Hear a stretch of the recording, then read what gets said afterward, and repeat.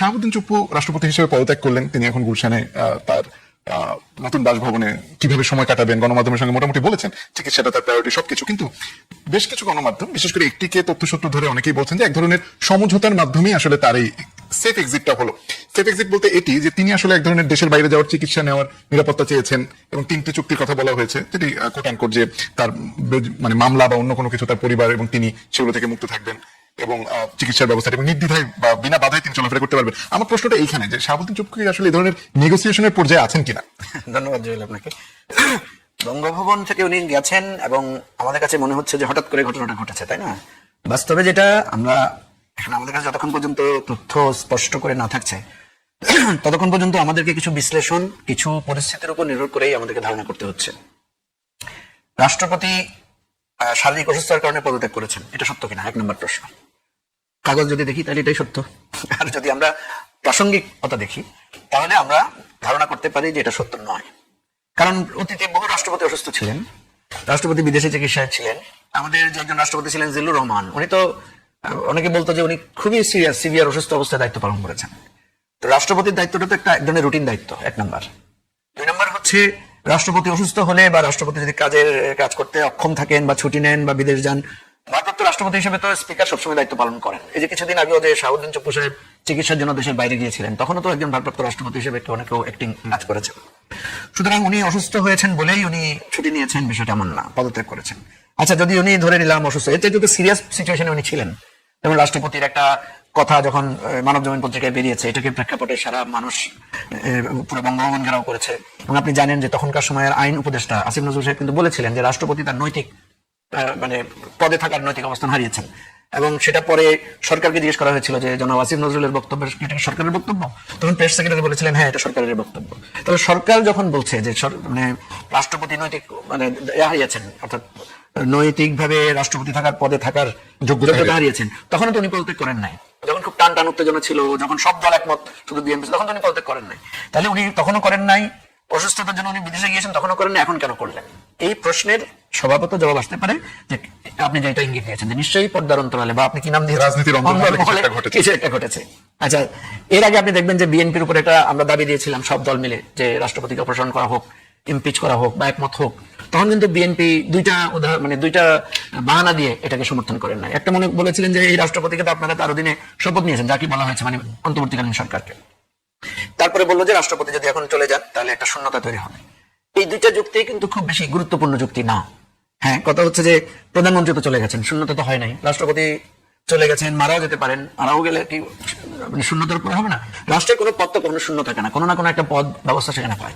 তো সেই জায়গা থেকে আমরা যে এই রাষ্ট্রপতিকে টেনে আনলাম এবং বিএনপি আরো যে কাজগুলো করলো, ধরেন এই রাষ্ট্রপতিকে দিয়ে সংসদে তাকে জুলাই অভ্যুত্থান নিয়ে শেখ হাসিনার বিরুদ্ধে তাকে দিয়ে বক্তব্য দেওয়ানো হলো, তারপরে তাকে দিয়ে বাংলাদেশ জিন্দাবাদ বলানো হলো, তিনি শেখ হাসিনাকে ফ্যাসিস্ট বললেন, শেখ হাসিনার বিরুদ্ধে গণ অভ্যুত্থানকে উনি স্বাগত জানালেন এবং গণ অভ্যুত্থানের শহীদদের জন্য তিনি দোয়া করলেন, শোক প্রকাশ করলেন। এই যে একটা মেকি জিনিস ওনাকে দিয়ে করানো হলো, আমরা দেখলাম যে বিএনপির নেতারা অনেকে খুশি যে ওনাকে দিয়ে আমরা এগুলো করাতে পেরেছি। আপনার মনে থাকার কথা, ইয়াজউদ্দিন আহমেদ সাহেব যখন ছিলেন, ইয়াজউদ্দিন আহমেদ বিএনপির মনোনীত রাষ্ট্রপতি, কিন্তু ওই আওয়ামী লীগও কিন্তু ইয়াজউদ্দিন আহমেদ সাহেবকে দিয়ে একই কাজ করিয়েছিলেন। পরে ওনারাও বাবা নিয়েছিলেন যে ইয়াজউদ্দিনের মুখ দিয়ে খালেদা জিয়াকে বা বিএনপিকে খারাপ কথা বলানো গেছে।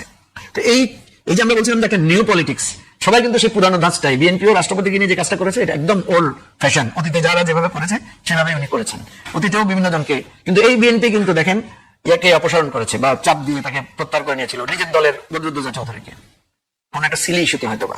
তো সুতরাং আপনার কথাই সঠিক, অন্দরমহলে কিছু না কিছু ব্যাপার হয়তো আছে, কিন্তু আমরা কাছ থেকে জানবো সেটা? কারণ আজকে আমি স্বরাষ্ট্রমন্ত্রীর বক্তব্য শুনলাম না, উনি একেবারেই না, এটা রাষ্ট্রপতি নিজে থেকেই পদত্যাগ করেছেন, রাষ্ট্রপতিও বলছেন না আমার উপর কোনো চাপ নাই।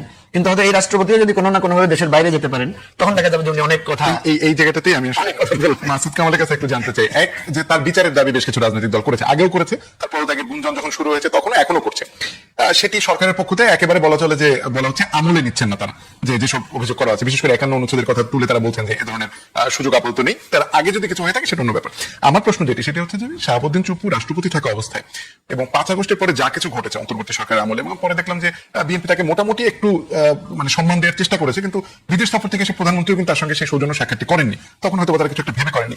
এই যে ধারাবাহিকভাবে 5 আগস্ট পরবর্তী ব্যক্তি শাহাবুদ্দিন চুপ্পু, রাষ্ট্রপতি শাহাবুদ্দিন চুপ্পু যে অবস্টাকেল গুলো ফেস করেছেন, তিনি যদি বিদেশ যেতে পারেন, আপনার কি মনে হয় তার একটা কোনো ধরনের প্রতিশোধ নেওয়ার স্পৃহা থাকবে কিনা? এখানে প্রতিশোধের কি আছে? উনি বিদেশে যে কি করবেন? কিছু একটা বলবেন, এই তো এতে প্রতিশোধের কি হলো? উনি যদি বলবেন, দেখেন কতগুলো কথা আমি বলি এখানে। ওনার পদত্যাগ পত্রটা আপনি খুব মন দিয়ে যদি দেখবেন, ওখানে প্রথম বড় যে দুটা প্যারা, প্রথম দুই প্যারা, এই দুই প্যারার সঙ্গে পদত্যাগের কোনো সম্পর্ক নাই, কোনো সম্পর্ক নেই। এই দুই প্যারা না লিখলে ওই পদত্যাগ পত্রের কোন রকম অঙ্গহানি হয় না। ওই দুই প্যারা কি লিখছেন? উনি বোঝানোর চেষ্টা করেছেন যে উনি এই সরকারের জন্য, আজকের এই অবস্থার জন্য কতটা গুরুত্বপূর্ণ ভূমিকা পালন করেছেন। উনি এটা বোঝানোর চেষ্টা করেছেন। উনি সরকারকে বোঝানোর চেষ্টা করেছেন, দেখেন আপনাদের জন্য আমি কত ত্যাগ করেছি। কেন? এটা বোঝানোর দরকারটা কি? এটা না বোঝালে পদত্যাগ সম্পূর্ণ হইতো না? হইতো। তাহলে এখানে ওনারও কিছু স্বার্থ আছে ভাই, এটা হলো দেওয়া নেওয়ার সম্পর্কটা। উনি যেন বিএনপিকে বলতে চাচ্ছেন যে দেখেন আমি আপনার জন্য এত কিছু করেছি, আপনি কি আমার জন্য কিছু করবেন না? হিসাবটা বেশ ক্লিয়ার। উনি কি কম করেছেন? এই লোকটা যে মনে প্রাণে আওয়ামী লীগের লোক, এতে কোনো সম্পর্ক সন্দেহ আছে? প্রশ্নটা ওই কারণে উনি কলেজ লাইফ থেকে কিন্তু আওয়ামী লীগ করেন, আওয়ামী লীগ করার কারণে উনি জীবনে অনেক ক্ষতিগ্রস্ত হয়েছেন। এবং তার হচ্ছে বড় কথা, উনি কখনো ভেবেছিলেন উনি রাষ্ট্রপতি হবেন? লটারি পাওয়ার মতো উনি রাষ্ট্রপতির পদ পেয়ে গেছেন। কার কাছ থেকে পেয়েছেন? আওয়ামী লীগের কাছ থেকে পেয়েছেন। তারপর তো ওনার কৃতজ্ঞতা থাকার কথা না? কথা তো। সেইখানে থাইকা উনি যে সংসদে যে প্রথম ভাষণটা দিচ্ছেন, ওইটা পরে কেউ বুঝবে এটা আওয়ামী লীগের কোনো লোকের ভাষণ? বরঞ্চ বুঝবে এটা আওয়ামী বিরোধী কোনো বক্তব্য, আওয়ামী বিরোধী কোনো মানুষের ভাষণ। তিনি বলবেন যে আমাকে লিখে দেওয়া হয়েছে, আমি পড়ছি, সত্য লিখে দেওয়া হয়েছে। তো আপনি তো এই ভাষণটা দেওয়ার আগে বলতেন, তাহলে আমি ছেড়ে দিই। আপনি তো জানেন যে আপনি আওয়ামী লীগ হওয়ার কারণে আপনাকে বিএনপি রাখবেন। বিএনপি তো না রাখার ইতিহাস অনেক। বাংলাদেশের রাষ্ট্রপতিদের অসময়ে বিদায়, এটা বিএনপির হাত দিয়ে সবচেয়ে বেশি পার হয়েছে। আওয়ামী লীগ কিন্তু হয় নাই। আব্দুর রহমান বিশ্বাস কিন্তু একদিন বেশি কাটাইছে রাষ্ট্রপতির দায়িত্ব, আব্দুর রহমান বিশ্বাস। আর ইয়াজউদ্দিন তো কাটাইছে 1 বছরের উপরে। ইয়াজউদ্দিন আসছে 1 বছর পরে, গেছে 6 বছর, 6 বছরের মাথায়। আওয়ামী লীগ আমরা এসে স্বাভাবিক মেয়াদ পূরণ করে গেছি, তাকেও পদত্যাগ করতে হয় না। কিন্তু পদত্যাগের ইতিহাস সবচেয়ে বেশি বিএনপির হাতে। বিএনপি তার নিজের প্রতিষ্ঠাকালীন মহাসচিবকে বন্ধ বাদ দিছে, বি চৌধুরীকে। ইতিহাস তো বিএনপির বেশি। তো আপনি জানেন যে আমাকে রাখবে না, তাহলে আপনি আপনার যে ভাই মানুষের একটা আদর্শ, আমি কিন্তু কোনো থেকে খারাপ দেখছি না, যার যেটা আদর্শ হতেই পারে, আপনাকে পলিটিক্স থাকতেই পারে। আপনি দেশের পলিটিক্যাল আদর্শ থেকে বিচ্যুত হয়েছেন কেন? ব্যক্তি স্বার্থের জন্য, যাতে ওনার বিরুদ্ধে কোনো মামলা মোকদ্দমা না হয়, যাতে ওনাকে কোনো হয়রানি করা না হয়, এইটা আপনি করছেন।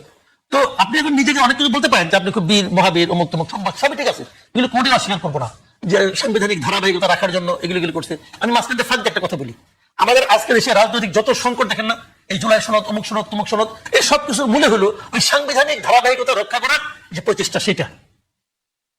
আজকাল এই সমস্ত ক্রাইসিস কোনোটাই হতো না যদি 8ই আগস্ট দায়িত্ব নেওয়ার পর সংবিধানটাকে স্থগিত করা হতো। এই সংবিধান স্থগিত, কারণ আমরা আমাদের মতো করে কাজ করবো, কিন্তু তা তারা করে নাই। ওরা সংবিধানকে সমুন্নত রাখার চেষ্টা করছে, এবং যে সংবিধানকে তারা মানে না, সংবিধানকে সমুন্নত রাখার চেষ্টা করে প্রথম দিন থেকেই সংবিধান লঙ্ঘন করতে থাকছে।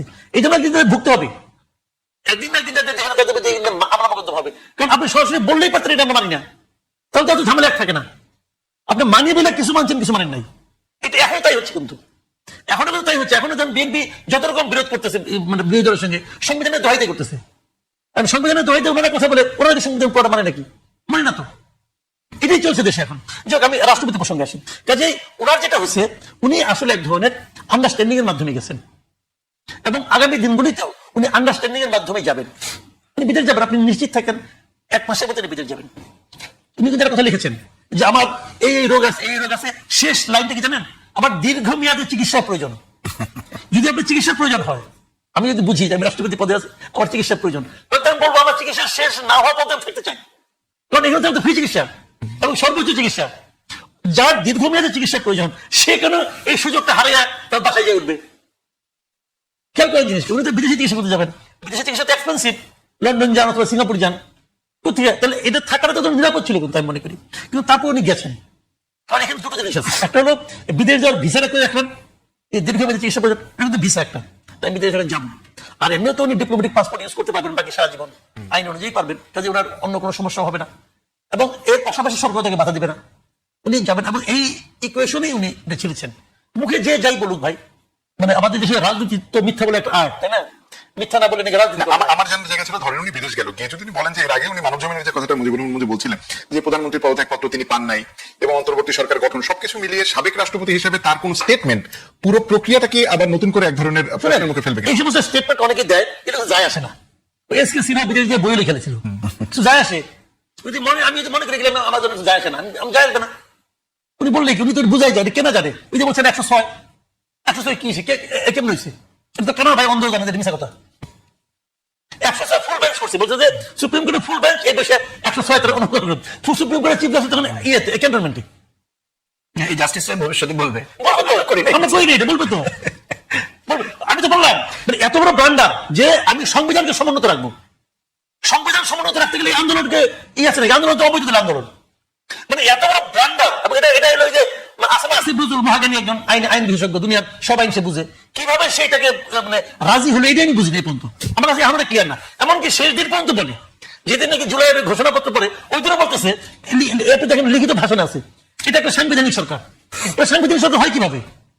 এবং এই সাংবিধানিক সরকার বলতে বলতে সংবিধানটাকে র্যাপ করে ছেড়ে দিছে, কিছু বাকি নাই। কি করবে বলেন? মুজিবুর রহমান মাসুদ কামাল ওই যে মাঝখানে একটু বলছিলেন যে রাজনীতির বিভিন্ন সংকট যে এখন যা যা আছে সেগুলোর পিছনে আসলে সাংবিধানিক ধারাবাহিকতা অক্ষুণ্ণ রাখার একটি চেষ্টা। গতকাল সিলেটের সমাবেশে আপনিও ছিলেন, আমার ভুল না? আমি ছিলাম না, আমাদের প্রতিনিধি দলের লোকজন ছিলেন। ওইখানকার একটা কোট আপনাকে, আপনাদের প্রথমে পায়ে ধরে বলবো, তারপর হাতে ধরে বলবো, যদি পায়ে ধরে হাতে ধরে বললে কথা না শোনেন ঘাট ধরতে আমাদের এতটুকু হাতকে পড়বে না, মামুনুল হক বলেছেন। মানে আপনারা কি আসলে সরকারকে আসলে ঘাট ধরতে যাচ্ছেন 11 দিনের জোর? রাজনৈতিক মাঠের বক্তব্য তো নানা ধরনের বক্তব্য আসে, তো আপনি হঠাৎ ঘাড়ে চলে যাচ্ছেন কেন? তো বলছেন প্রথমে হাতে ধরবো পায়ে ধরবো। আপনি প্রশ্ন আমি শুধু না আপনি প্রশ্ন করতে পারেন যে আসলে কি আপনারা হাতে পায়ে ধরবেন কিনা, কারণ আপনি তো উনি তো হাতে ধরার কথা বলেছেন, পায়ে ধরার কথা বলছেন। আসলে হয়েছে কি, ধরেন এই যে বিএনপি বলেন, আমরা 11 দলীয় জোট বলেন, আমরা সবাই তো আজ থেকে 2 বছর আগে সবাই একাকার ছিলাম, এক জায়গায় ছিলাম। তো এখন যখন একটা পরিবর্তন হয়েছে, সবাই যখন এখন নিজেদের মধ্যে প্রতিদ্বন্দ্বিতা, তখন এটা তো খুবই স্বাভাবিক ব্যাপার। ধরুন আমরা 3 জন এক জায়গায় আছি, এখন নিজেদের মধ্যে প্রতিদ্বন্দ্বিতা আসবে, তখন তো নিজেদের মধ্যে আমরা একজন আরেকজনকে চেক দিয়ে কথা বলবো।